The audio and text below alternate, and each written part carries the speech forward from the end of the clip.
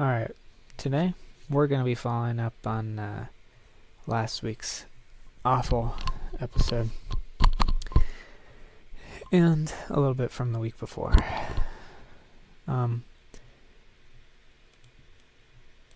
So, none of this makes any sense, and it's indicative of the overall quality of the show.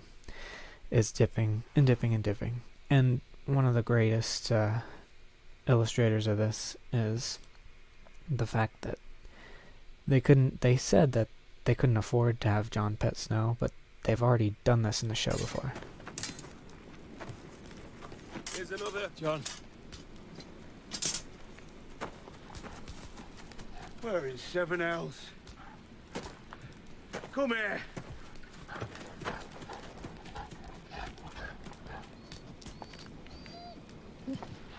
Look.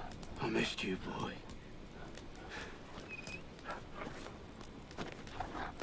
What should we do with this lot? How difficult would that have been?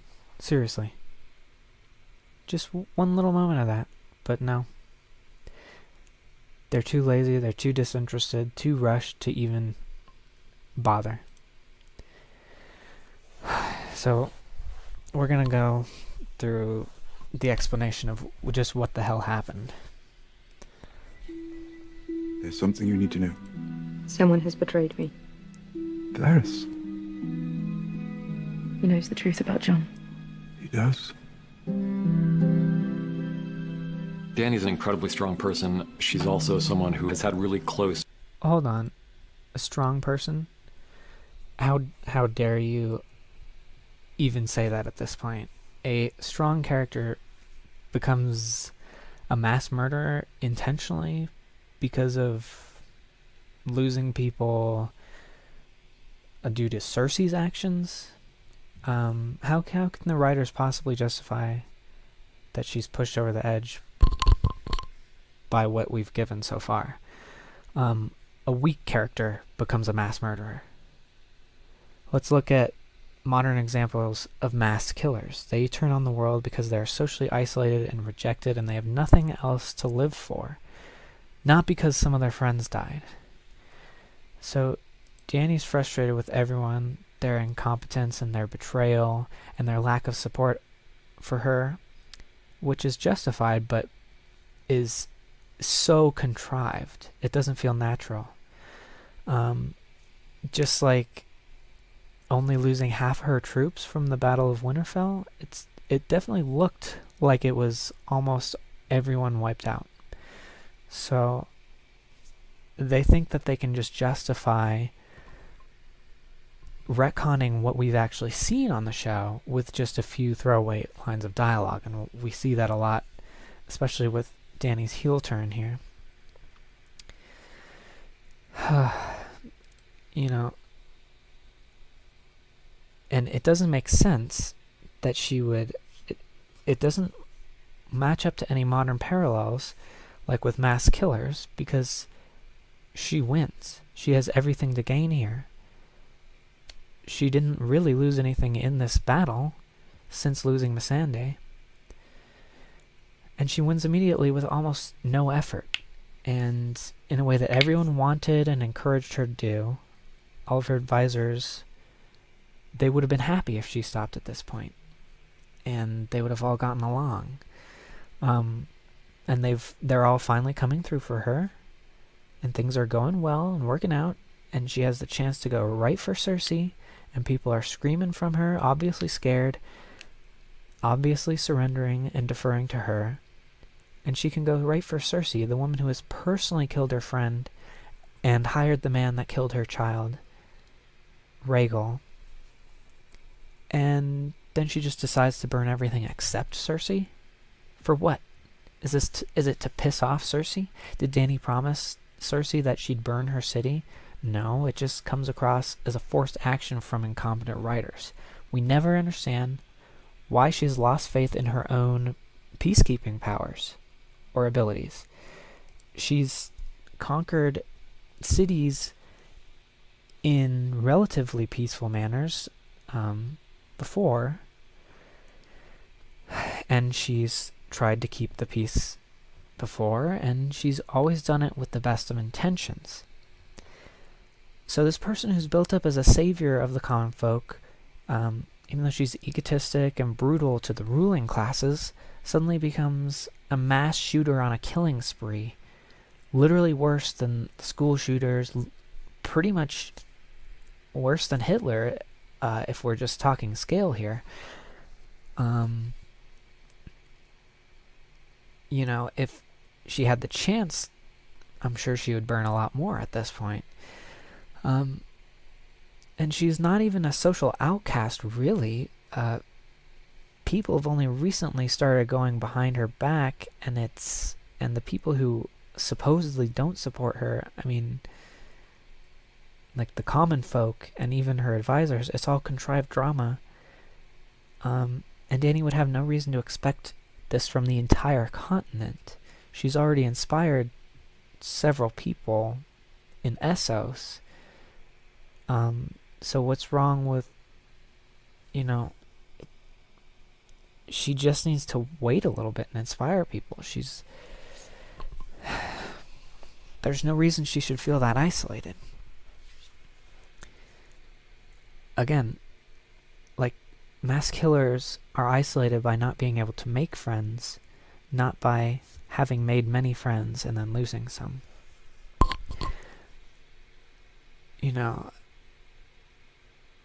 A fair comparison to this would be if you were really nervous about, if you're in school, if you're really nervous about a test and you felt the professor was out to fail you and your study group is blowing you off and your tutor doesn't know how to help you and you've failed a couple of tests so far, and you study and study and study and you break your back, and then you go in and you completely ace the test to the point where you not only get 100% but plus extra credit, and you know it immediately, and it was easy for you, and you passed you do so well that you get an A in the whole class, and everyone stands up and applauds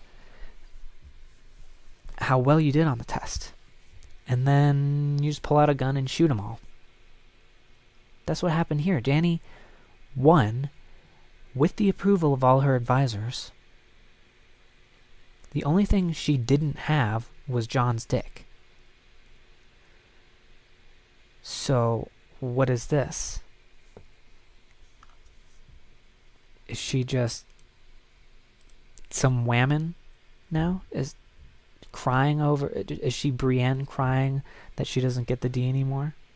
Friendships and close advisors for her entire run of the show. You look at those people who've been closest to her for such a long time, and almost all of them have either turned on her or died, and she's very much alone. And that's a dangerous thing for someone who's got so much power, to feel that isolated. So at the very time when she needs guidance and those kind of close friendships and advice the most, everyone's gone.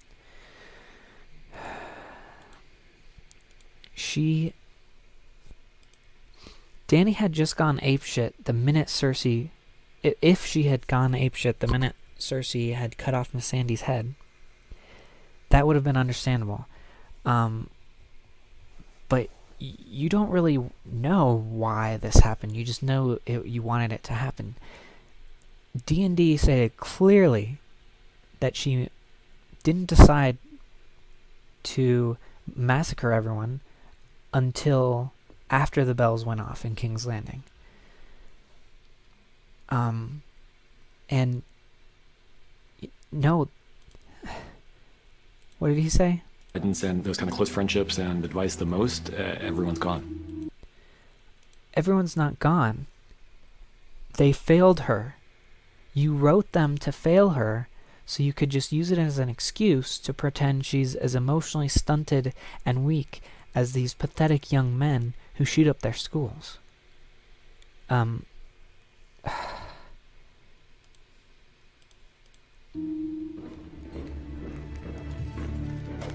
I think that Varys knew that it was unlikely that he would survive the attempt to overthrow Dany in favor of Jon.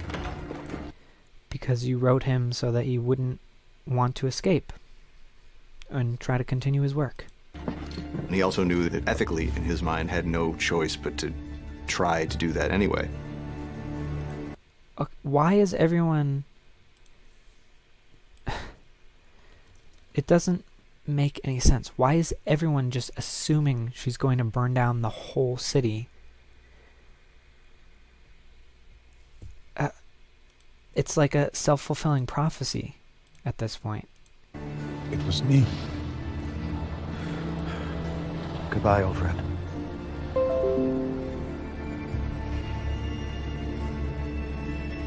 I think that Tyrion is saying goodbye to his best friend in the world outside of his brother. Dracarys.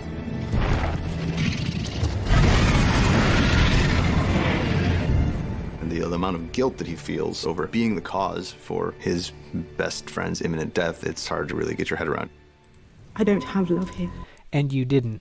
You purposefully just cut away like you always do. You didn't show any reactions, any conversations about what just happened. You just cut away because it's difficult for you to wrap your head around it, so you just don't write it. I only have fear. You will always be my queen.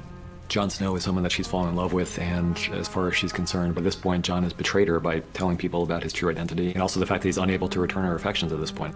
Well, he's not being very supportive. He's not telling her, like, oh, well, I will help you get a good reputation, or comforting her, or anything.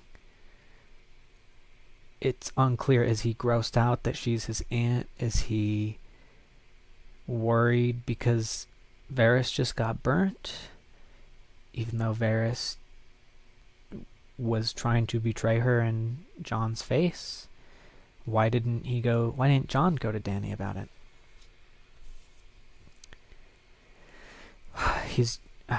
These characters are just written in unrealistic manners to push Dany as far as possible, and it's still not enough to explain what happens. All right then.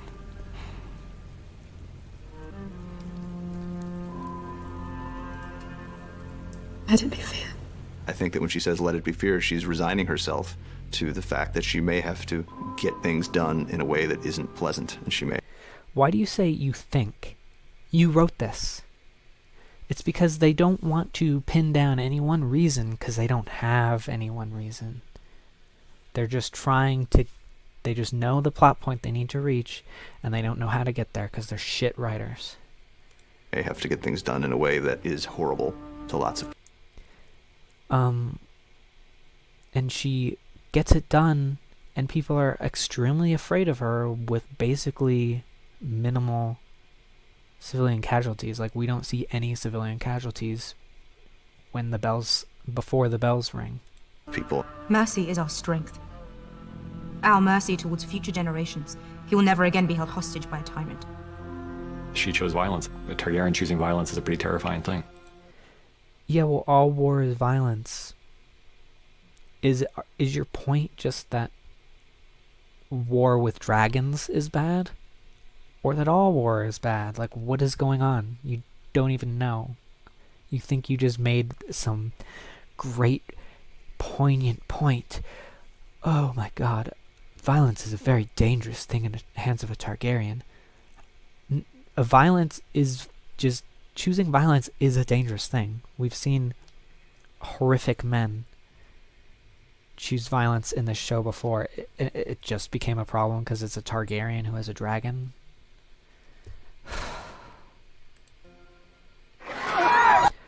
By the way, look at the dislike ratio on this.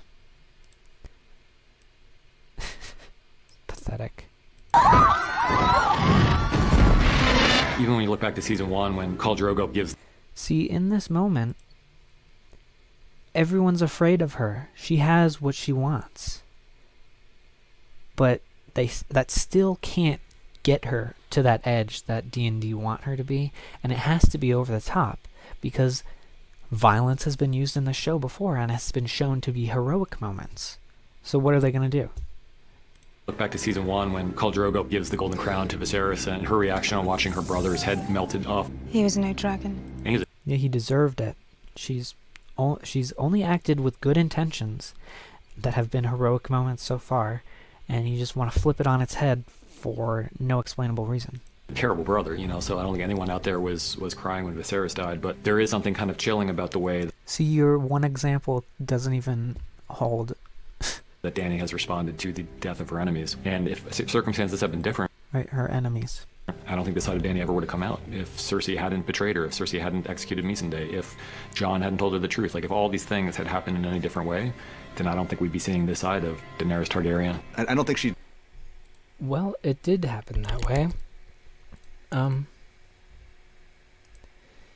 If it had gone any other way, well, it wouldn't, because it's contrived. It should be inevitable no matter what course of action she takes. The conditions are set. Anything that goes wrong will be blamed on her, and nothing can go perfectly smoothly. It should always spiral out of control, but since it's contrived, it can only happen this one way. Other people who've lost people, like Davos, he didn't snap. Is the problem just that there's a dragon? That anyone who's upset with a dragon will become a mass murderer?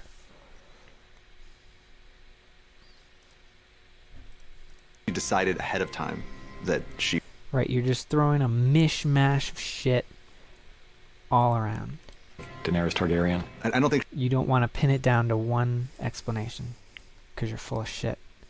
Side of Daenerys Targaryen. I don't think she decided ahead of time. You don't think she decided... Well, you wrote it, so she didn't decide ahead of time. So she decided after they were afraid of her, after getting a surrender. So all of your reasons are thrown out the window. She didn't even do this right after Missandei or Rhaegal died. So that reason's thrown out too. There's nothing that pushed her over the edge in that moment that you're describing that you wrote. You're an idiot. That she was going to do what she did. And then she sees the Red Keep, which is to her the home that her family built when they first came over to this country 300 years ago. It's in that moment on the walls of King's Landing when she's looking at that symbol of everything that was taken from her, when she makes the decision to make this personal. It was already personal between her and Cersei. So she looks at the Red Keep, she makes it personal between her and Cersei. And then she goes and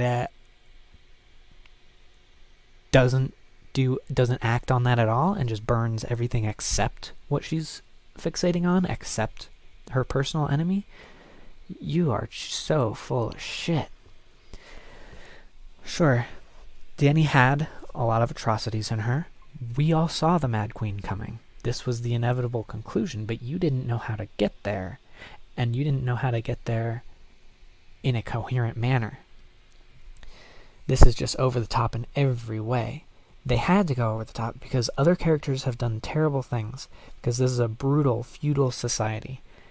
Ned Stark executed a young man for running from the White Walkers because he abandoned his post. Ned also led Northmen who raped and pillaged King's Landing, and that wasn't enough to justify him switching sides, but that also didn't make him a villain. This is just the complexity of war that Dumb and Dumber are incapable of understanding. This kind of nuance. So they had to make it super obvious so that every audience member was against Dany's actions. But again, Ned Stark executed people, presided over sacking, yet all of a sudden all these other characters think that that's just inconceivable for a new ruler to happen, even though they all would have agreed that it was better than letting the Mad King reign. It was better to let Tywin Lannister and the Stark forces pillage King's Landing than to let Mad King Aerys reign. Why isn't it better to let Dany storm King's Landing than to let Mad Queen Cersei reign? None of these questions are addressed. But this would have been part of the earlier quality of the show. Robb Stark executed men who didn't want to follow him, just like Dany.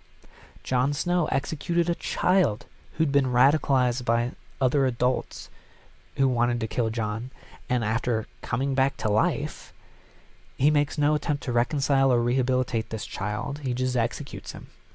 Because in this world, summary execution is a common and widely accepted punishment.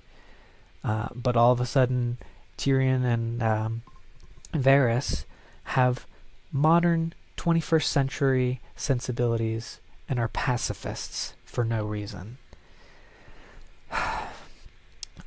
Arya has butchered and cooked sons and cousins, all just because they're related to Walder Frey, and then fed them to him because they attacked people she cared about, and then slit his throat with a smile on her face. But these are all played as heroic moments.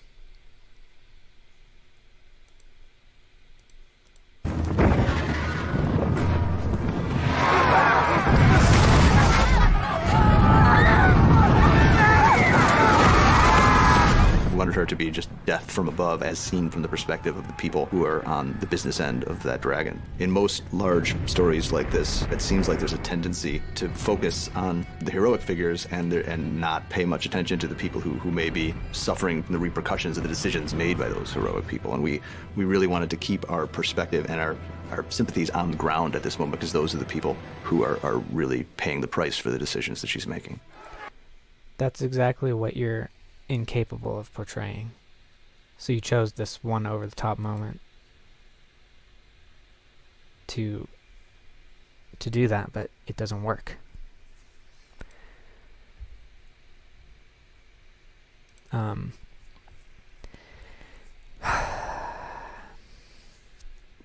That's why it has to be over the top, because everyone has already done things like that, has been in war, and you don't understand how to explore the complexities of that.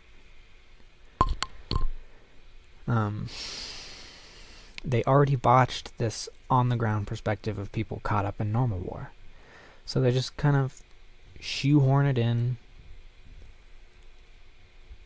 and have Dany snap and burn everything. It's so contrived, absolutely hollow, inconsistent with the character in the world. They don't know how to show us a war that makes sense from both the main characters and the common folk. It's either one or the other. And that doesn't make sense in this world. The only difference between what the other characters have done and what Dany has done up until this point is that they didn't do it with fire. So you can't even say that this was set up. Dany going power mad was certainly set up.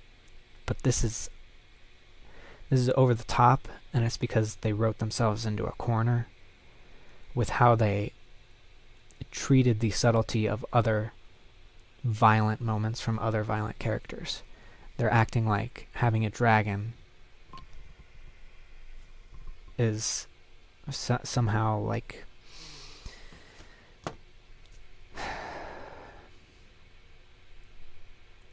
is it the scale that they're talking about? Are they saying that any character could become Dany as long as they had a dragon? Come on. She's shown restraint before, especially with her dragons. I guess Dumb and Dumber forgot all of Dany's backstory, except for what they were looking for, cherry picking.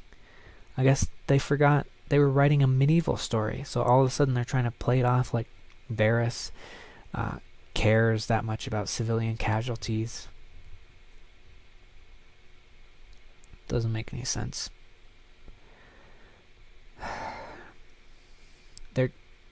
They're trying to act also like Varys was right and above all of the shit, even though he's done it all before, while simultaneously blaming him for isolating Dany and turning her to the dark side. This just makes a stupid, self-fulfilling prophecy that is bad writing, of course. It takes you out of the narrative and makes you question what is going on behind the scenes, not in the characters' heads. Especially when we know that Dany was actually right all along and should have just taken King's Landing as soon as she landed by force. The Northmen wouldn't have plundered. She wouldn't have lost Missandei and Jorah. She would have easily deposed Cersei with no threat of Euron's ballistas. And we know now that the White Walkers were not even that great a threat, especially without an undead dragon to knock the wall down with. And Dany's also right about taking out the defenses quickly with force. It's way more humane to attack the soldiers with a dragon and put them down quickly than to starve out the city with a prolonged siege, which would only affect, at least at first, the small folk. They would die off first. The soldiers would be given priority, especially Cersei, and she would have had the chance to escape as well. So Dany was right at every turn, and you have to have bad writers to make it so that her advisors are going against her. That's why we get these weird contradictions. We ended up in this bizarre place where her advisors are all failing her, but they're vindicated because she was driven to madness, but by them, or by them dying, due to her sacrificing her hard-earned armies for them and getting no gratitude. It's just completely contrived, makes no sense within the very world it takes place in. She didn't have to help them, but she did, because she's a good person, and then she just becomes a genocidal maniac. What are they assuming she's going to do? Burn the whole city down? Why are they assuming that?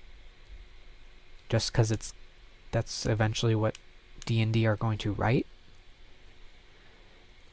They're trying to conflate burning the entire city to the ground with some civilian casualties. We have no idea what Tyrion and Varys are worried that she'll actually do, just that she'll be mad in a vague way. And we know some civilian casualties would be acceptable, and have been, to these people before. And the audience could easily forgive that, so naturally they have to make Dany go over the top.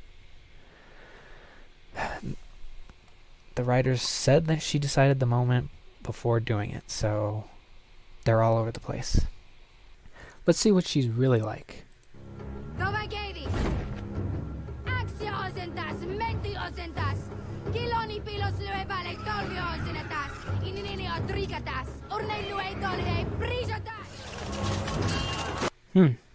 That's interesting.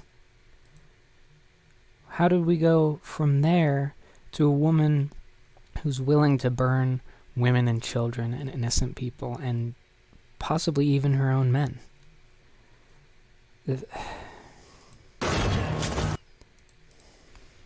It would seem that Daenerys all of her impulses were actually right, at least after landing in Westeros. She should have burned down King's Landing when she got there. She was taken advantage of when the Unsullied took Casterly Rock, because the Westerlands knew the Unsullied do not plunder, so they just took all the provisions and made them march away back to Dragonstone, and just made them waste time and men.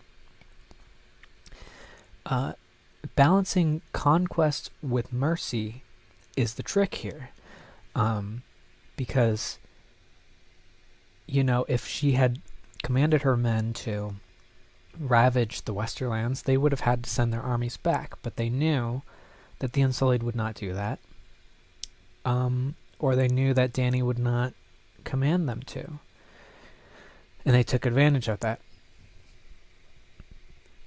Her mercy was actually her weakness there, and she's always wanted to balance mercy and conquest.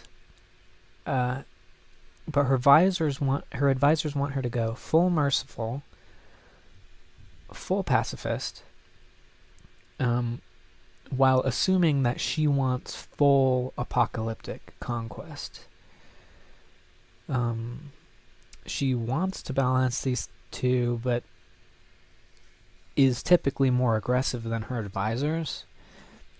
So the D&D are forcing this conflict by making the advisors suddenly absolute pacifists who don't understand the necessity of a little bit of aggression and collateral damage in the wars that they have pledged support in. And it's just a pathetic portrayal of a strong female, particularly. You take away her boyfriend and her gal pals, and she just turns homicidal. How cliche to write Daenerys Stormborn as this typical, weak, irrational, emotional woman. Even then, most of them don't turn to murder. So this is actually not a strong character at all anymore. That's the betrayal. Anyone who says Dany had this in her the whole time, no, they only ever showed, or they never once showed, that she would kill random people just to lash out. She killed people with a purpose, with intent to free other people, or to punish them for slavery, for murder, for tyranny, or for being disloyal and disobedient to what are reasonable orders, and reasonable expectations. She would also exile people and treat them with less severe punishments at times. All of our other characters have done this, so D&D have to go over the top because they don't understand nuance or subtlety. And they stated that she decided in the moment she looked at the Red Keep that she was going to do this. So anyone trying to say that she was planning on doing it or had this in her all along is just wrong. The show actually makes a point to have Dany agree to Tyrion's plea about surrender to the Bells, which is really just par for the course of conquering. Why would she put the city to the torch? So what is it that actually makes her go mad? The writers said it was looking at the Red Keep and remembering all the people who kept it from her. Then she burns the people who didn't keep it from her and who were specifically surrendering to her, specifically willing to let her take her place. And then they fall back on, oh, she's just crazy. She has the Targaryen blood in her. Bullshit. You can't even write crazy well. A crazy person would have crazy values, and their actions would still align with those values. But Dany has a reasonable set of values and desires, and even her resentment is reasonable, but then she takes it out on the people who have nothing to do with any of what she's feeling or any of what she desires. Why wouldn't she take it out on the queen who executed her friend and is trying to keep her from the throne? That's the last person she goes after. Apparently, crazy people just deny themselves their deepest desires and motivations to target people who have nothing to do with anything. No. Crazy people will target the object of their desires, and they will have somewhat warped desires, but within their own logic, it actually makes sense. A crazy person being paranoid makes sense if there are actually lizard people controlling their mind. That's what they believe, the premise, which is crazy, but then they act accordingly.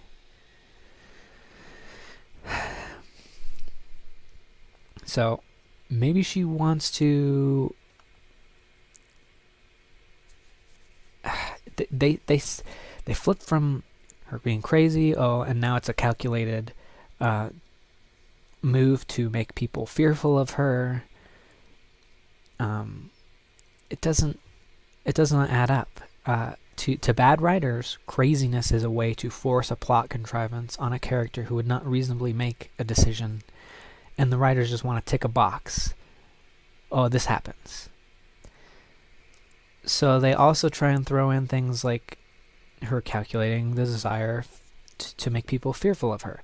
Maybe she even wants to ensure that no one ever even thinks about attacking a dragon ever again unless they lose the entire city in an afternoon, like as punishment. Well, it would have been nice if she expressed or acted on these feelings, maybe armored her dragon, and elaborated on her feelings, and why people in the screaming in the streets after her dragon was not enough fear, why the overkill was necessary for the level of fear she wanted to inspire. You could make any character do just about anything if you set it up properly, or explain it properly. What if Cersei was trying to escape with the peasants, or there were Lannister men hiding among the peasants, and she just wanted to get it over with and started burning them? That would have been even more reasonable. But no. She's just crazy. I mean, look at Thanos. He's one of the most compelling and scary villains in all of cinematic history, and he is crazy. They literally call him the Mad Titan. And his plan makes no sense. But we, the audience, know exactly where he's coming from if we had even the slightest insight into Dany's motivations, thoughts, or how she's connecting her actions with her desires or the origins of her impulses. It would also make sense. Like Thanos. But what I think happened here was that D&D don't understand this at all, obviously. They just want shock value. So they went so over the top with Dany's actions that it would have been difficult for even good writers to justify such a sudden unexplained heel turn. Or sudden unexplained heel turn. That combined with their inability to understand the point and weight of basic character development and narrative arcs, it comes across as it just happens. They just tick a box.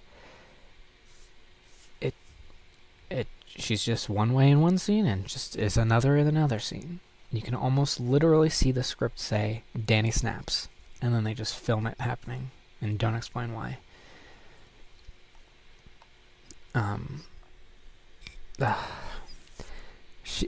Craziness is not an explanation. We can understand crazy people. We can get inside their heads. In fact, every character suffers from some kind of psychopathological affliction, bordering on and even crossing into delusion, and definitely severe post-traumatic stress in most characters. But instead of capitalizing on this, D&D just revert all our characters to one-dimensional puppets that you can sum up in like a sentence or less.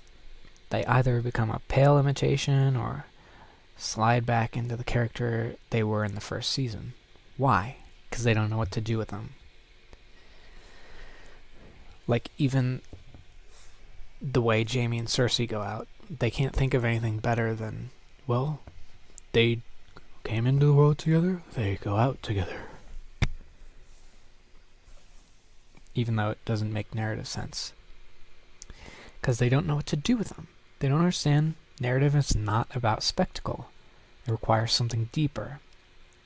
Yes, spectacle adds to the whole experience.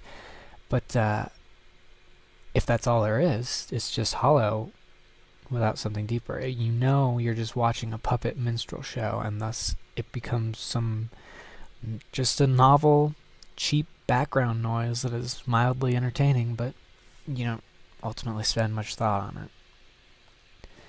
Game of Thrones used to be great, because even though we know that these people are fake, the realness of it, of their actions, of their character, of their motivation, draws us in because it has relevance to our daily lives, and we can see ourselves in it. A part of us lives and has manifested itself and grew in this fictional world. A real part of ourselves is alive and well in this fiction. And so we can actually live inside it, at least in our minds, at least those parts of ourselves that were truly and honestly depicted on the show.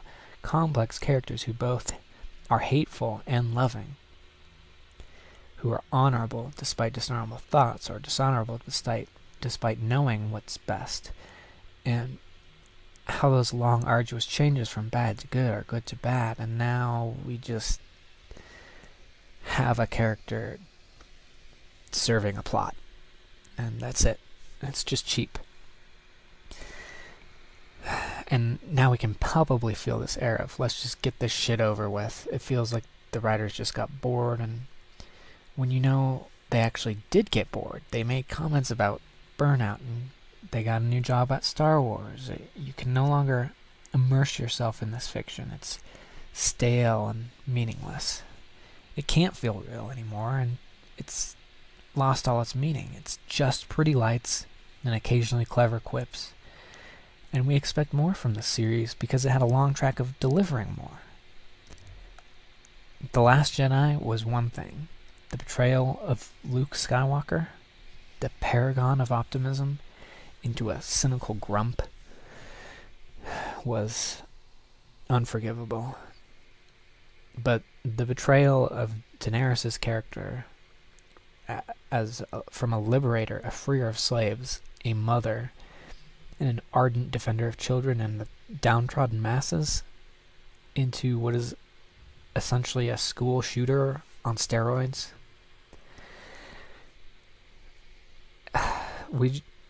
There's no way to get into her head, at least not in this episode. Maybe in the next one, but it doesn't look like it. She just becomes this object. We never see her face again. Just a plot device. Has she given up on the throne altogether? Doesn't look like it. Seems like she still plans on ruling, just as an evil character now. So why is she at this point of burn it all down? They're trying to pull this off as a calculated decision, but also as an impulsive one.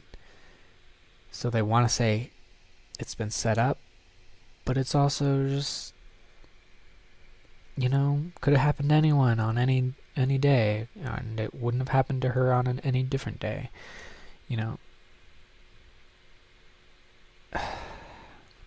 She knows she can inspire loyalty.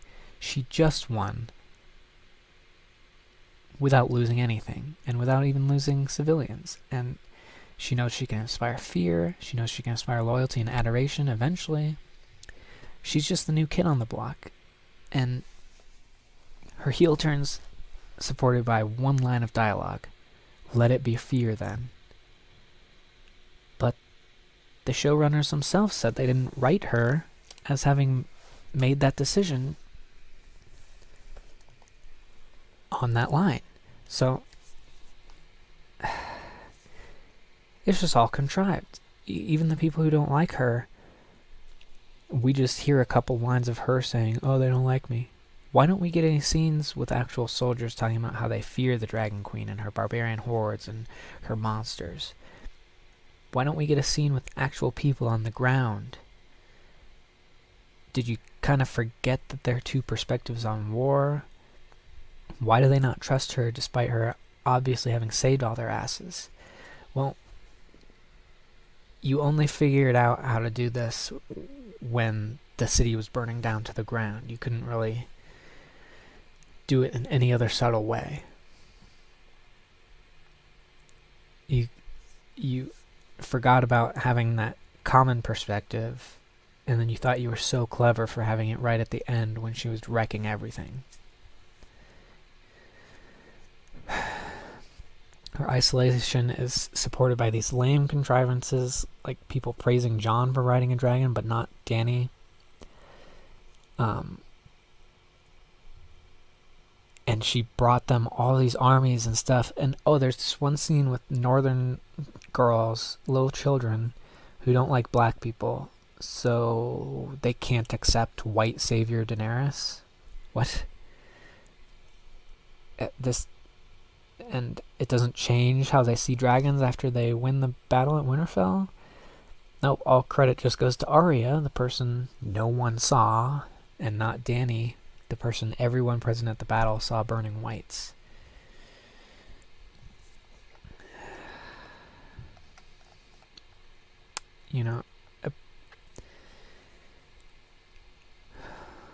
What have we not covered so far? It's just they wanted her to go from A to B,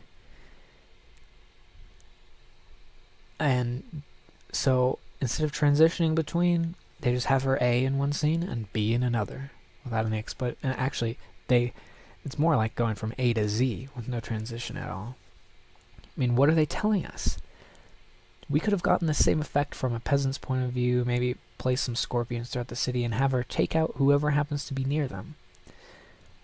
Or if Cersei's hiding in the city, and have regular old sacking with occasional firebombs. We could have had the same effect, but no, they had to go completely over the top so we have no bad feelings when Dany is eventually deposed. It would be so interesting to see what has been built up as a justified war from the main character's perspective, but then see that from a commoner's perspective, because there's always collateral damage. We already feel Dany deserves this, and we know there will be pillaging and collateral collateral damage in a war. But to see a regular sacking, even a tame one, is still horrific to the common folk. All wars are a tragedy, even just ones.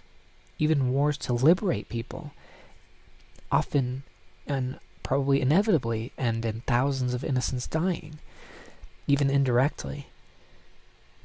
Even deposing tyrants gets peasants killed. But suddenly we're supposed to take a pacifist look at all of this, and that drives her to become even more genocidal.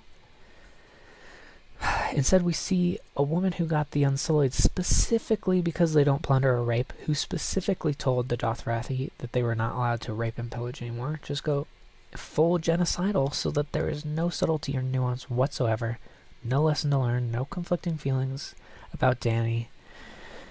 What are we supposed to get out of this? That we just need the right dictator and that Dany isn't one? We all saw the Mad Queen coming. Mad Queen Daenerys. The point of these complaints is that D&D are such bad writers that they fumbled something that was foreshadowed. By having no subtlety or ability to present nuance, she has to be all bad. She has to commit the worst war crime in Game of Thrones history. Because the other characters have all pretty much done brutal war before. They took it so far that all the foreshadowing falls flat, and the character does too, and she's now just a one-dimensional villain, to the point where they just make her an object flying in the sky, never see her face again, and this heel turn is done solely in her face, not with anything else. Not to discredit Amelia's acting, I thought she did as well a job as you can with a shit script. But this kind of thing requires dialogue to explain.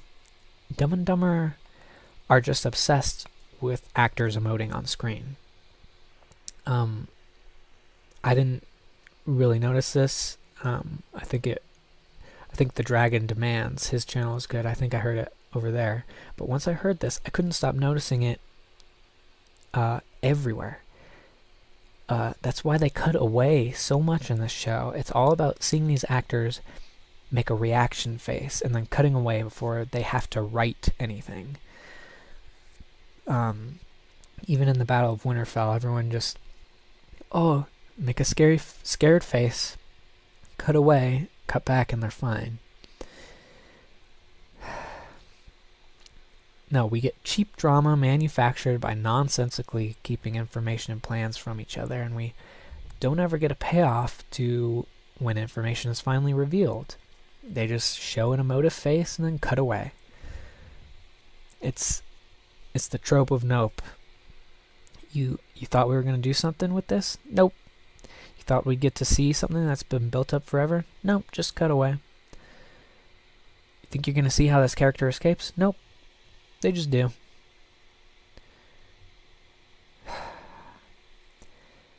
It's just a symptom of wanting to shock and surprise, first and foremost, so you just avoid the obvious.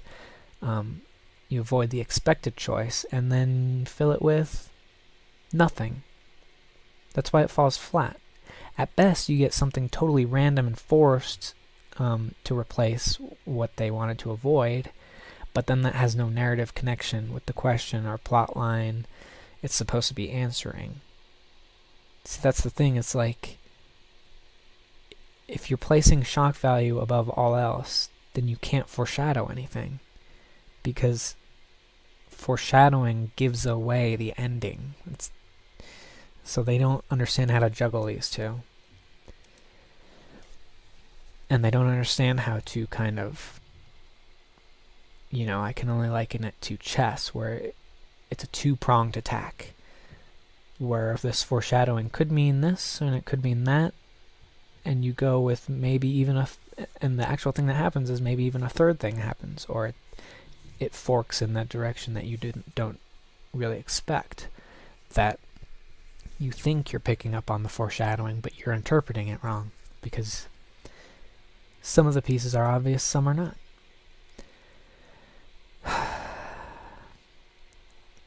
And this happens with entire character arcs. The Night King, Jaime Lannister. It's like, you thought this character was on a redemption arc? You thought this character had a point? Nope. He just reverts back to his original character before overcoming that for 7 seasons. Derp, derp. So this show got popular because of its complex and subtle writing. Now it just pleases for the sake of spectacle. They expect us to fill in the gaps of the narrative and the character arcs ourselves, while they cut away from important action and dialogue that connects the changes that they want to depict. So they just have a character one way in one scene and just another way in another, letting all these changes occur off screen. They expect us to cheer just for the sake of being shocked, even at violence, when they have no idea how to truly shock. Instead, they just know how to surprise you with something random and unexplainable and hope you don't notice until after the episode during a fridge or shower moment. And they want us to be shocked by some violence and not others, and so they've written themselves into a corner where they have to go completely over the top, and it no longer fits.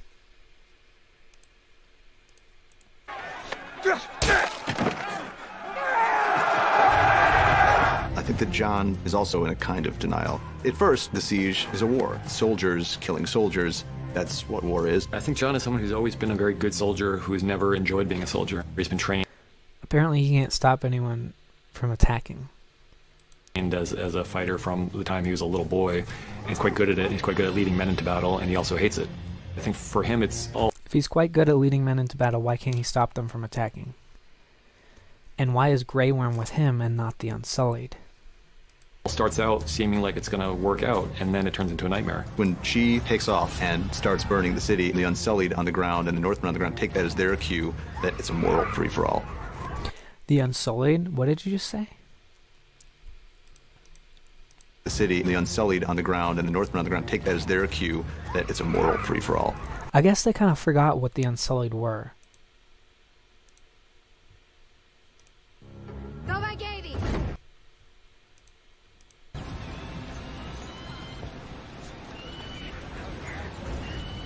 The walk of punishment is a warning, Your Grace. To who?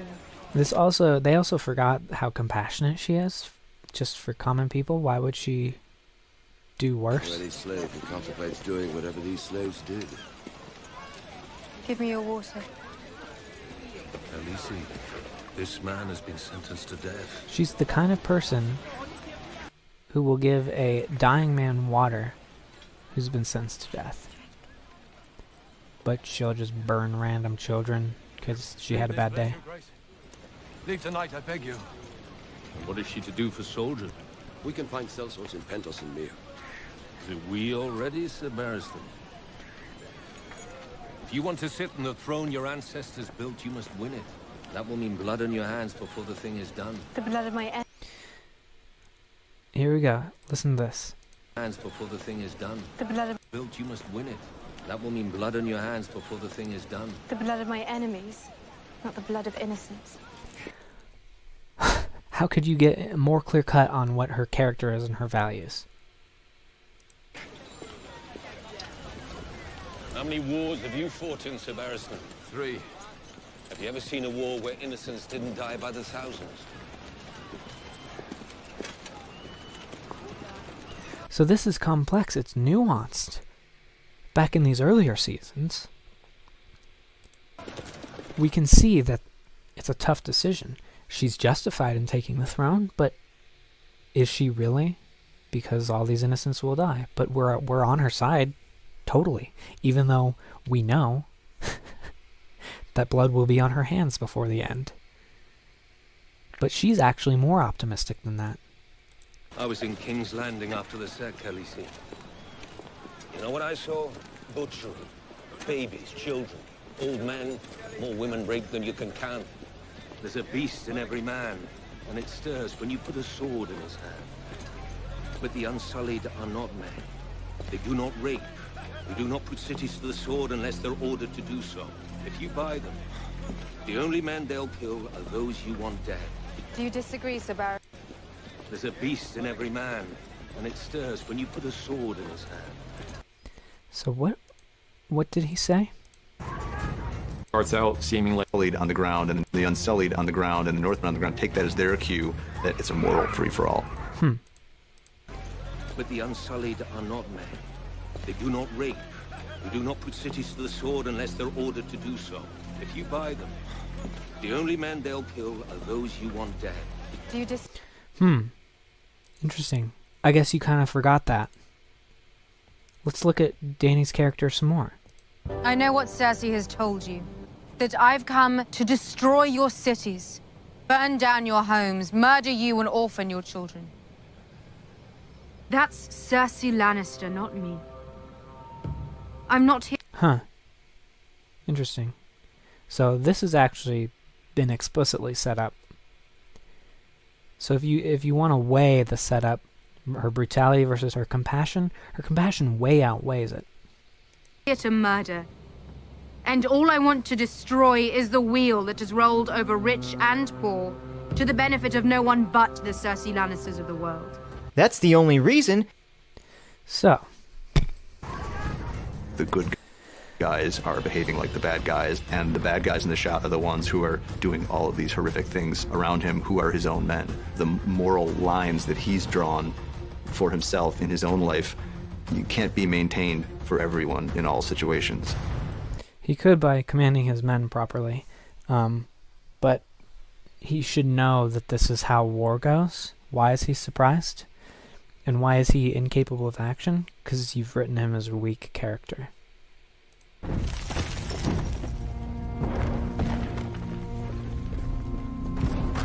By the way, how the hell did they get into the castle? Are there no guards? They get led into the keep. Can any peasant just wander into this room? Like, what the fuck? And of course we get no faceless man assassin powers from Arya. Go home, go. It's a small scene, but it's also for us one of the most important scenes in the whole episode, because This was the best part of the episode, but it still falls flat because the only reason that they have this moment that I actually like is simply because the castle is crumbling around them. For no other reason. It's not because revenge will consume Arya, it's because the castle's falling apart. it's the culmination of their story together. That's why they didn't have this discussion before, and only now. You'll be dead too if you don't get out of here. I'm going to kill her. The road to vengeance always ends in one place, which is what the Hound is saying to her here. I've made my choice a long time ago, and this can only end in one possible way for me. But for you... Well, no, he can leave too. But you just want to have Clegane happen. You have so many other options. Look at me! You want to be like me? The Hound has genuinely come to have affection for Arya. I think he loves her as much as he's capable of loving someone. And he knows that if she comes with him at this point, she's not going to make it out of there. Sandor. Thank you.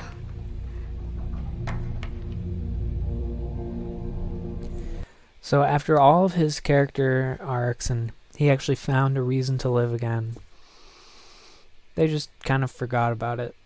You know, after Brienne beat him and he was nursed back to health and he was working with that priest guy. Nope, none of it matters anymore to him. All that matters is killing Gregor. Did he have any plan of what to do if he killed Gregor without getting out, or did he plan on dying with him? Hello, big brother. And, of course, for no reason, they just have to get rid of Qyburn because they don't know what to do with him. And for some reason, the Hound just doesn't want to kill Cersei, even though he fucking hates her. And why would Cersei... Okay, this is more contrived bullshit. The Mountain kills Qyburn, even though we've had no hints that he has free will before. So all those questions are thrown out the window. Is the mountain... What is the state of the Mountain? Who cares? We'll never find out. Was he subservient because that's just his personality? Is he half zombie, half mountain? Did he just... Was the Mountain's personality brought out by the presence of Sandor Clegane? We don't know. What's going on with Qyburn? How did he do... who cares? We don't know. Oh, I thought there would be more, but I vastly overestimated D&D as writers. They just discard people that they don't know what to do with. I thought surely they're going to have to do something with Qyburn because he is a necromancer. And nope. They just tossed him away like they tossed the Night King away because they don't know what relevance they want him to have on the story. Instead, they make the fight between the two Clegane brothers the most relevant part of the story, even though it's really just basically D side characters, B tier or D tier side characters.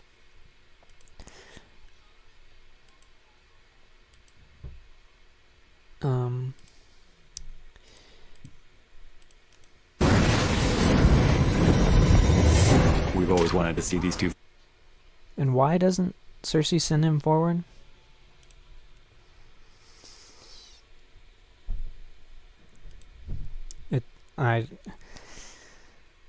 Again, because they just wanted to contrive a situation to get Qyburn out of the way so they don't have to explain anything.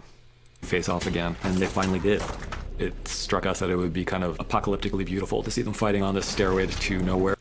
It was kind of a cool scene, but it was a little silly the way the Mountain's armor kept falling off in various ways, and they kept cutting back to this as if it was like had the narrative weight of Obi-Wan versus Anakin. As it like, why do we... This should have been just kind of a side scene. It seemed like it had more weight than anything else. It seemed like it was the climax almost. And of course it takes you out of the show because you know this happened because of all the hype surrounding Clegane Bowl, which was one of my favorite memes, of course, and this was actually somewhat disappointing, but not as disappointing as really most of the rest of the show. With the sky in the background and the dragon flying by and the flames everywhere. We knew that these two were going to die together at each other's hands, and we knew that the Hound's death had to be a death by fire. Why? Why couldn't the Mountain's death just be a death by fire? Why does the Hound have to die? I'm not opposed to it, but just why? Why can't he survive? Because you don't know what to do with him if he was alive. So the one thing stronger in the Hound than his fear of fire is his hatred of the person who put that fear there in the first place. Alright, but he would have died on impact anyway. So... And it would have been nice to directly see, a payoff. He never actually overcomes his fear of fire, not directly. We never actually see him do it. We just see him making mad faces at the Mountain. The closest we come is him overcoming his fear of the undead at Winterfell to help Arya. But it's never fire specific. He never really confronts fire again. We just see him jump out of a building. How did he know that it was on fire right there? It's it just smacks of the writers already knowing, like, it only makes sense from a writer's perspective, and of course that takes us right out of the story.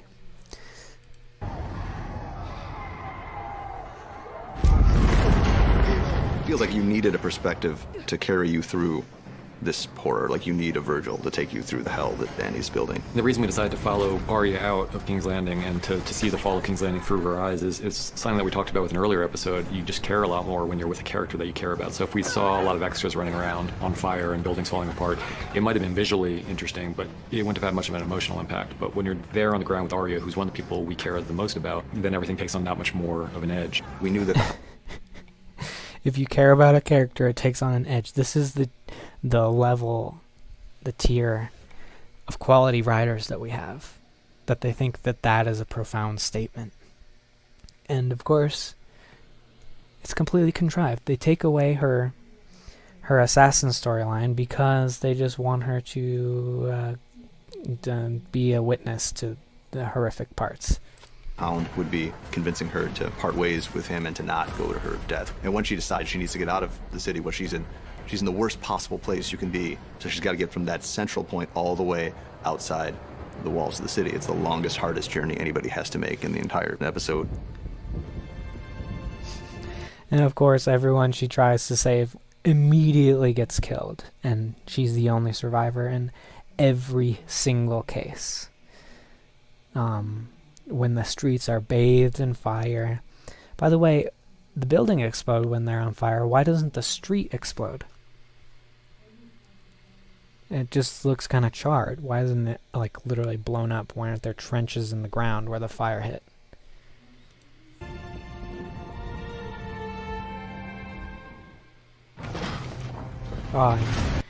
Possibly even more disappointing than Dany's heel turn, because, you know, they screwed up her becoming evil, even though we all knew she was going to become at least problematic. But they just slaughtered and betrayed Jaime.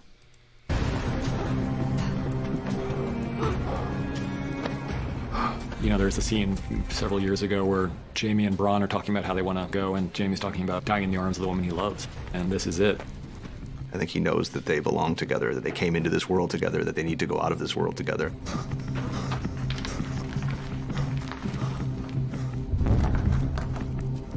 Once he goes through the various exits and they're all clogged up with rubble and there's no way out, and he knows there's no way out, he's just trying to calm down the woman he loves because he knows this is it. Look at me! Just look at me! Nothing else matters. Nothing else matters. Only us. I think Jaime, by the end of... Does that sound like the character that we actually know? Does it? You heard of wildfire? Of course. The Mad King was obsessed with it. He loved to watch people burn. With their skin blackened, blistered, melted off their bones. He burned lords he didn't like. He burned hands who disobeyed him. He burned anyone who was against him.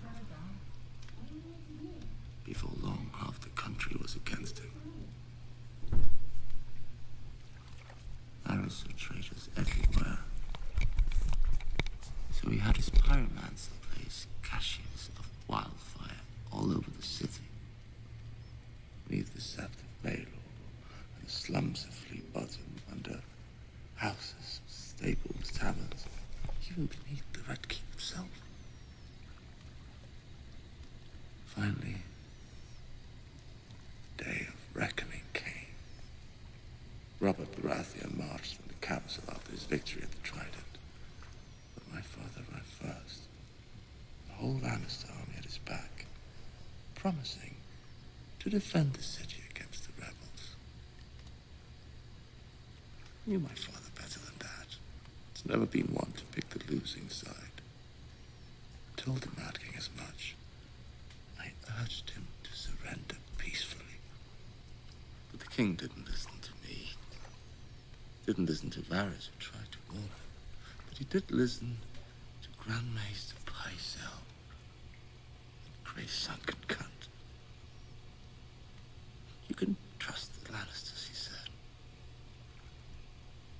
Lannisters have always been true friends of the crown. So, we opened the gates and my father sacked the city. Once again, I came to the king, begging him to surrender. He told me to bring him my father's head. Then he turned to his pyromancer. Burn them all, he said. Burn them all! Burn them in their homes, burn them in their beds. Tell me if your precious Renly commanded you to kill your own father and stand by while thousands of men, women, and children burned alive, would you have done it? Would you have kept your oath then? First, I killed the pyromancer, and then, when the king turned to flee, I drove my sword into his back. Burn them all, he kept saying. Burn them all. I don't think he expected to die. He meant to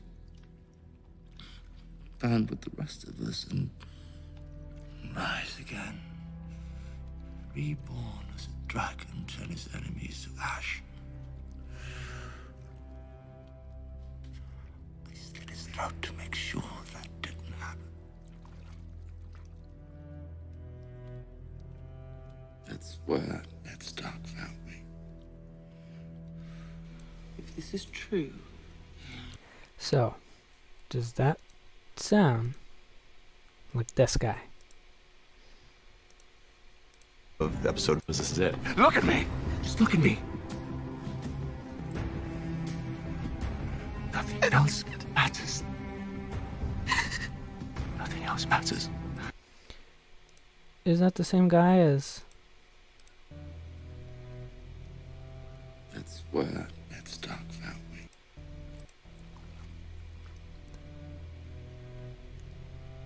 That's where Ned's again. Reborn as a dragon, turn his enemies to ash. I slit his throat to make sure that didn't happen. That's where Ned Stark found me. He slit his throat to make sure that he didn't burn down the whole city. And also to make sure he didn't resurrect. Only us. I think Jaime, by the end of the episode... Is that a guy who only cares about Cersei and himself? Episode 5 has come to terms with who he really is, and he may not be happy with who he really is, but he knows he's not. He knows what matters to him, and Cersei's what matters to him. Actually, his entire arc so far has been about realizing that he's not actually who he thinks he is. And you're such a terrible writer that you think his arc is about accepting that which he has been realizing is not really him for 7 seasons. I mean, by the time this happened, the show had already broken me. I felt nothing. And that was the saddest part of episode 5. I mean, Jaime is in my top 3 favorites. Because he somewhat resembled a young Darth Vader who was never crippled. He's growing in the dark side. He's very competent in combat. And he feels completely justified in what he's doing. And then he gets crippled. And then the true man comes out. The ego has no power anymore. That's very interesting. The genuine love he and Brienne shared, whether platonic or romantic, it didn't matter. This was one of the most genuine relationships I've ever seen forged in a narrative, and they both know each other's deep flaws and fears, and both accept each other for it, yet still push each other to be better, and to not accept the flaws that they can't overcome.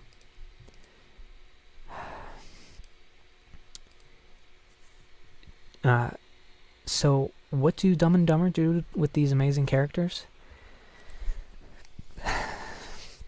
They turn Brienne into a whiny hoe after Jaime hit it and quit it. That's it. There's no end game with Brienne, it doesn't look like. They just write her off the show. Possibly the strongest character on Game of Thrones. Brienne just whimpers after getting dumped. Listen, there's nothing wrong with a strong person crying. Hell, I would have cried too after getting dumped, but that's all we get from her. That's it. She's gone. She is stripped of all agency. We don't even see her deal with it. She just cries, and then we follow Jaime, who has just thrown away everything that made him compelling. Guess he kind of forgot that he left Cersei for a reason, because she was an abusive, narcissistic, reckless, homicidal bitch. I guess Jaime kind of forgot that she paid a man in the whole Riverlands to kill Jaime and Tyrion, his loving, loyal brother. But Jaime just wants to go back to that relationship because, oh, he just can't quit. I can't quit you. Because D&D knew they wanted Jaime and Cersei to die together. That's it. They just wanted it to hit that narrative point, so they manipulate all this bullshit to happen. So contrived. They make these characters into sad mockeries of themselves just to achieve these dumb goalposts that aren't remotely brilliant or thought-provoking. Same problem, by the way, with Cersei as Brienne. She does nothing and then cries. Wow, so much for strong female characters with agency who've always been proactive and had an effect on the plot that they were a part of.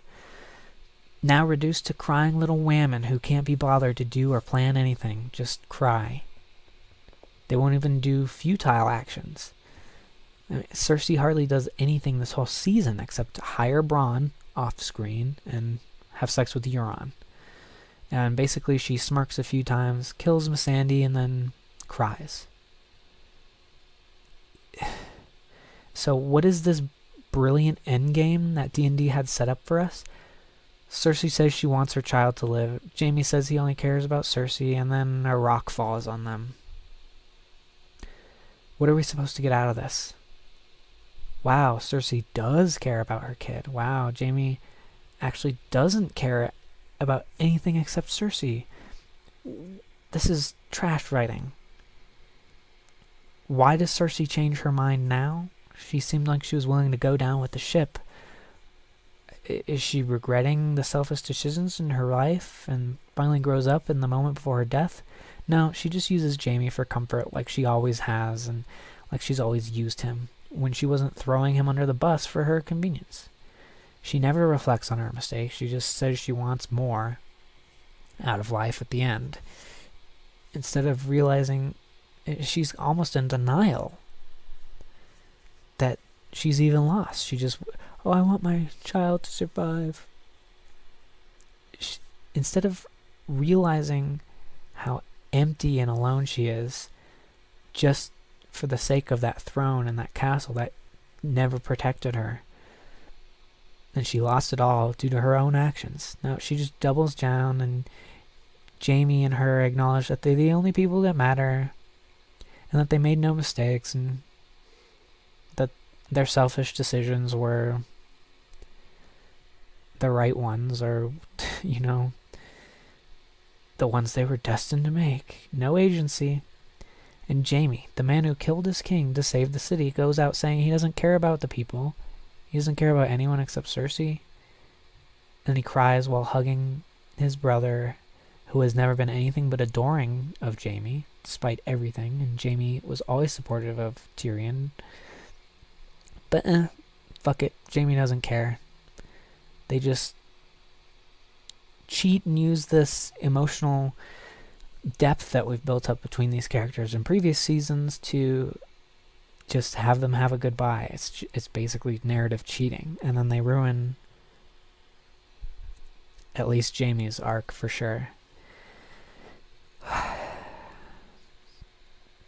And the little bitch promised Tyrion he would ring the bells, and what does he do? He just goes and gets that sister puss. What a disgrace. what are they trying to tell us? That sometimes the most compelling of redemptions just ends in relapse? I mean, I get it. I think they're trying to portray addiction, but they picked the worst character. You give him reason after reason after reason to kick his addiction, and then he does. And then for some random reason, a plot contrivance, he just decides he needs to go be with Cersei again. After a contrivance to make him have sex with Brienne, which is staying in Winterfell for no reason. Why aren't they going to King's Landing? Not for any in-world realistic reasons, but for plot reasons. The plot demands Jaime fuck Brienne, but also die in Cersei's arms. So D&D can't think of any compelling ways to pull this off. They literally just have a list that they go down and check off with no regard. And on this list is not make the transitions make sense. Nowhere on that is it on that list. There's no connective tissue between these choices. They just happen out of nowhere with shitty attempts to make them seem organic, with stupid dialogue like Sansa taunting Jaime about seeing Cersei get executed. Is this what sends him over the edge? Did Jaime just not think of this until this moment?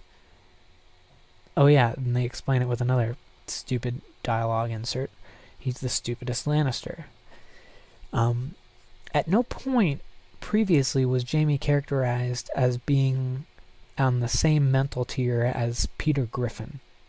He's not mentally retarded.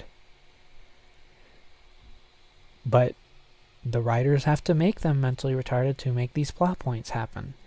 You can always tell bad writing when the plot moves along based on characters being stupid.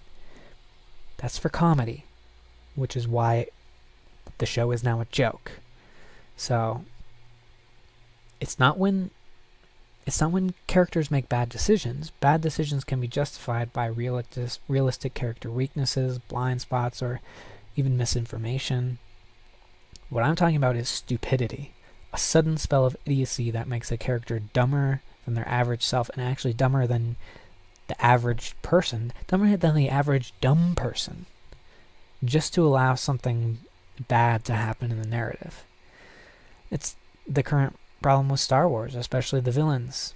The main characters look like doofuses because they only win due to the incompetence of the even bigger doofus enemies who can't manage to present a competent threat and just trip over themselves. The heroes then look like idiots who just keep getting lucky over and over, just like Jar Jar in the final battle of Naboo. You can see the entire world bending over backwards to fail for the benefit of the main characters, and it's just lame. And what about Euron? I've talked this entire time about the life and death of Jaime, characters who the writers seemed to make a big deal out of Euron Greyjoy killing, and yet I can tell Jaime's whole story to completion without mentioning Euron, outside of how Cersei fucked him. He just happens to show up right where Jaime is, going right when he passes, and just decides for some nihilistic thrill to fight Jaime to the death because, hey, why not risk death for the ability to brag about killing a cripple? But he doesn't even kill Jaime, does he? A rock kills Jaime. Euron hardly inconveniences Jaime. He just picks up and limps it off, practically as both his kidneys are falling out. Euron gets about the same intensity of wound, and he just decides to fuck off and die, even though gut wounds are one of the slowest killing wounds there is. Jaime can walk off 2 of them and climb a fucking castle. Euron dies immediately of 1 stab. You can almost literally see the script here. You can pretty much just see the bullet points. Euron fights Jaime. Euron stabs Jaime. Jaime stabs Euron. Euron dies. It doesn't matter. It's just they wanted Euron to fight Jaime, and then they both stab each other. And that's exactly what happens. And there's nothing else to it. Period. It doesn't matter at all. The only thing it affects is Cersei goes, "You're bleeding." Okay, and then he walks up and down several flights of stairs without barely a wince or a lightheaded moment, and they don't get slowed down or trapped by Jaime's immobility or injuries that finally catch up to him. No, they're trapped anyway. Would they have made it out if Jaime hadn't wasted time on Euron? Probably not. Cersei was not even in the map room for long before Jaime ran into her. So he might not have even found her, although plot will always find each other. But he would have had longer to climb if he had not fought Euron, and it wasn't a very long fight anyway. So, and by the time they got into the lower bowels of the castle, the secret exits were already collapsed, so it seems like it was completely pointless. It didn't affect the narrative at all. They just get trapped and killed by a cave-in. Completely irrelevant.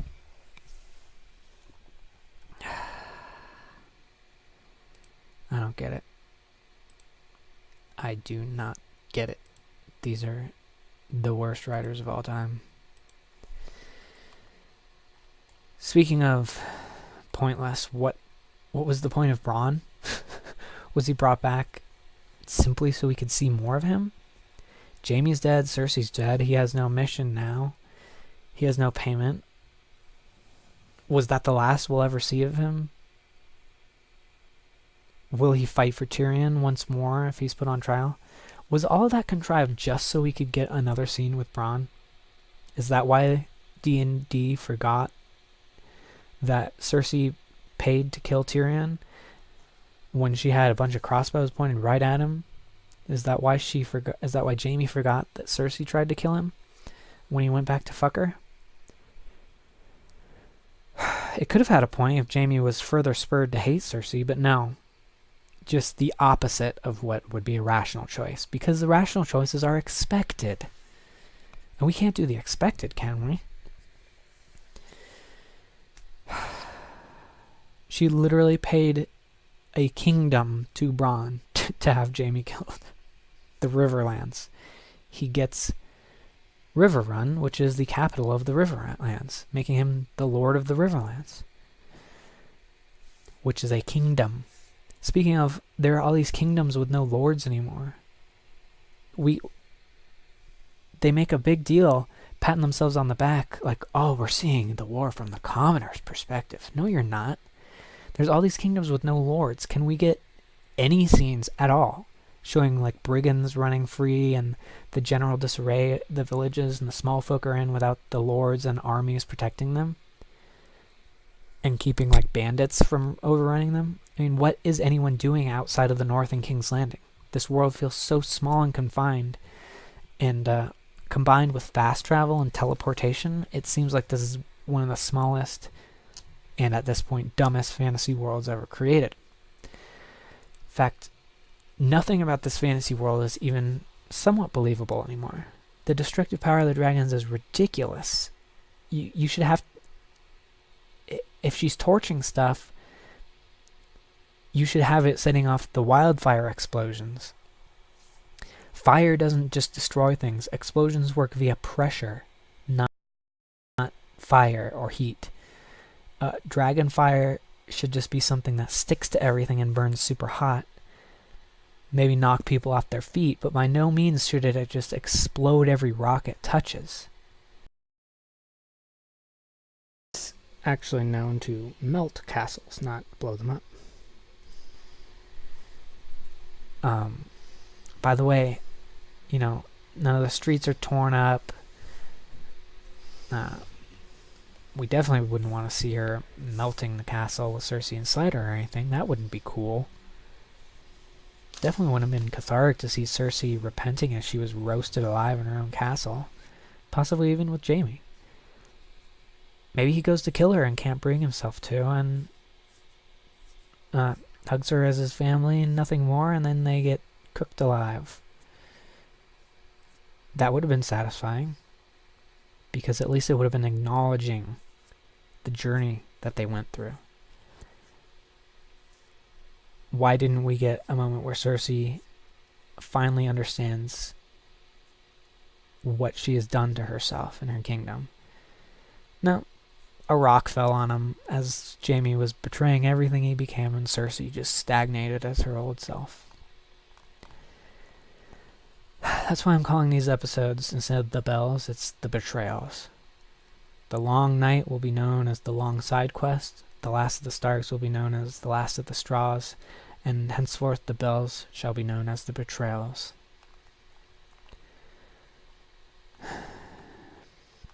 You know, one last thing, I guess. We should talk about Sansa and the manufactured drama there.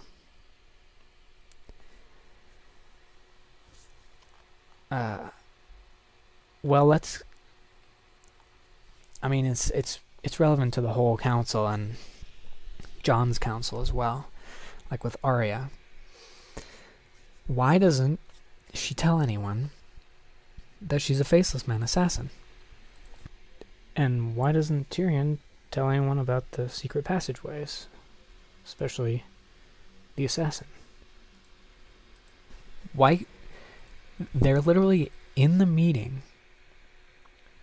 coming up with ideas for how to peacefully take down Cersei. Arya's in that meeting. Why doesn't she bother to let anyone know that she's going to infiltrate King's Landing to assassinate Cersei? Why doesn't she let anyone know that she can literally disguise herself as anyone? She just withholds information because this is what cheap, like the CW does with their shows and stupid movies. You know, when you see two characters having a misunderstanding, and you know one character could literally just explain the misunderstanding and then the drama would go away, but that they just miraculously choose not to explain themselves so that the drama persists. Paying customers expect more from this show. Nobody communicates. Which brings us back to the original point.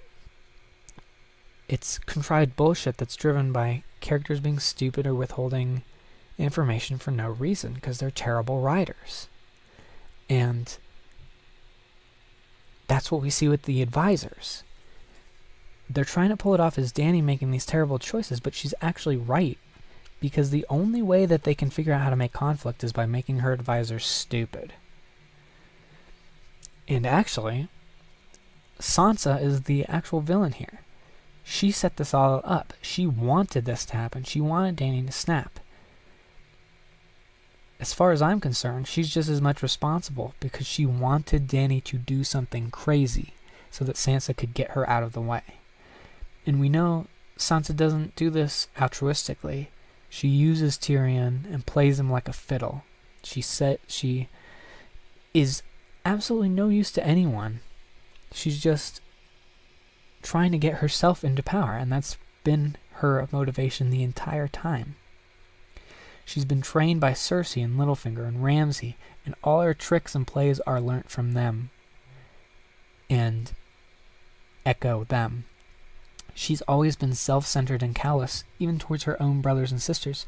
She has been playing the game just as hard as anyone.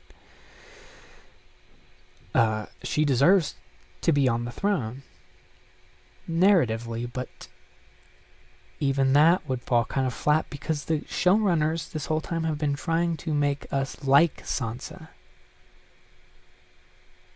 So her actions are villainous, but the writers are framing it in a way that makes us want to be on her side, so they screwed that up too.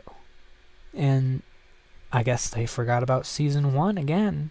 They kind of forgot about it because Arya and Sansa are total besties the next time they see each other. Back in season 1, Sansa sided with Joffrey when he cut Micah, Arya's friend, and he tried to literally murder Arya. Arya only got out of it by dodging his sword. He literally would have killed her. And Sansa only saw how bad Joffrey was once he hurt her and killed her father. She didn't care about Arya during all of this. She didn't even look for Arya after this. And then they're just best friends the next time they see each other. When Sansa's reunited with Jon, she manipulates him to attack Winterfell on the basis that she needs to save Rickon. And after getting what she wants and the wheels are in motion, she reveals that she thinks Rickon's already as good as dead, and pretty much gives his death a foregone conclusion, even though the only reason they're there is to ostensibly to save Rickon. But no, she just wants Winterfell back, and she's willing to throw anyone under the bus to do it. Because she's actually the villain.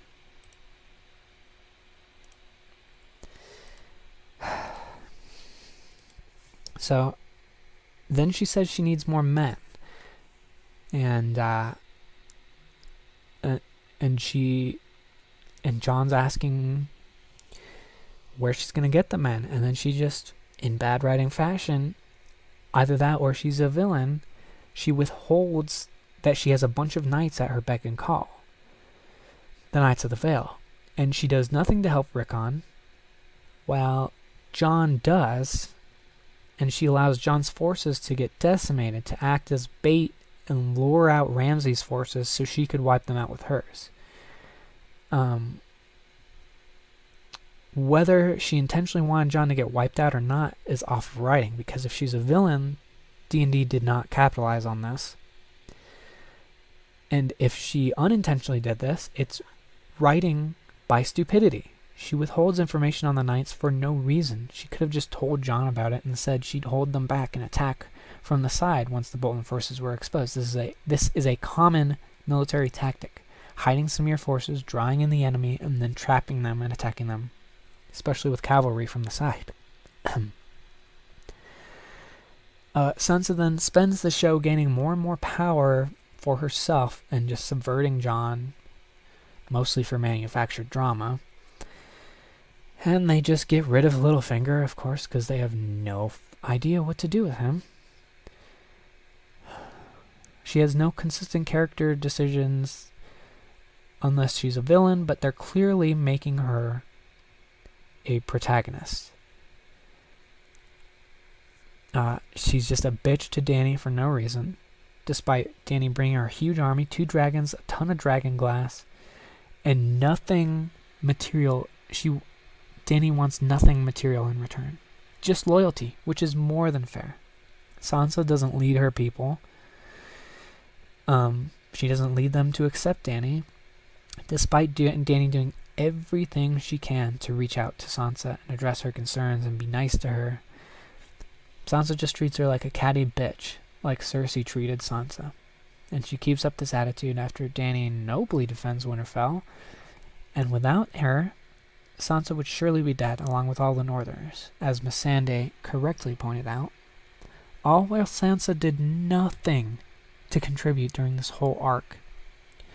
What, she told the blacksmith to put leather on some armor once. Real great. She's become a retarded version of Littlefinger for no reason other than she still probably wants to be queen, which was her only dream back in season 1. Another case of character reversion, hidden villain. I suspect the writers are just going to sweep her under the rug as well.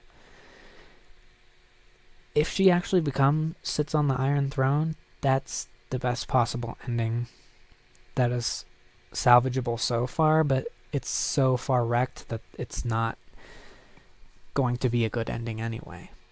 It's maybe a little bit of a silver lining, but it's still kind of stupid. Because everything else is stupid. But if Sansa ends up being a hidden villain the whole time, hey, kind of clever. Sansa sows discord based on spreading of unverifiable rumors that literally anyone could just make up for any bastard, and the showrunners are trying to pass off like she's equal to the genius of Littlefinger. I don't think this is in service of a Sansa villain plotline, but just in service of sowing discord among her advisors to contribute to the Mad Queen Daenerys plotline. I think more bad writing. It's evident when Arya and Sansa talk about how Sansa passed Littlefinger's sentence and Arya was the executioner. When the show literally opened in season 1 on their father saying that the man who passes the sentence must swing the sword. Guess Dumb and Dumber forgot about season 1 again. But we sure didn't forget. And that's why...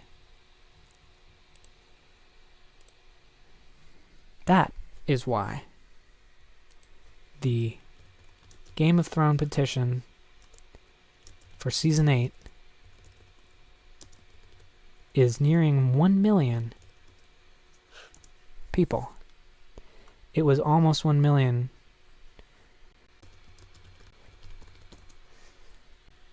There we go. 1,003,471 so far.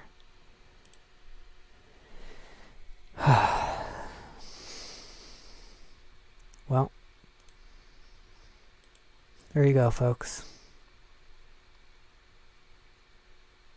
The absolute state of Game of Thrones.